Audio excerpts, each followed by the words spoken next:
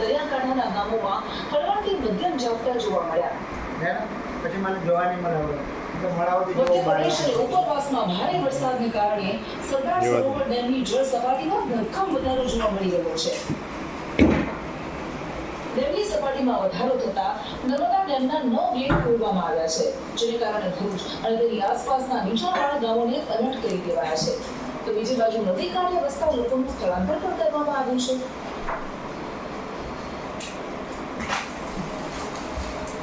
ભારત સહિત દુનિયાના અડધા કરતા વધારે દેશો ભારે વરસાદ અને પૂરની સ્થિતિનો સામનો કરી રહ્યા છે. એક સાથે તૂટી પડતો વરસાદ, ભૂસ્ખલન અને નદીઓમાં આવતા પૂર બધું જ તારાજ કરી રહ્યા છે. કાઢી નાખશે, લઈ લે. ભારતના પહાડોથી મેદાની પ્રદેશો સુધી પ્રકૃતિનું તાંડવ જોવા મળી રહ્યું છે. પહાડો પર આફત ધીમે ધીમે ઓછી થઈ છે, તો મેદાની રાજ્યોમાં ભારે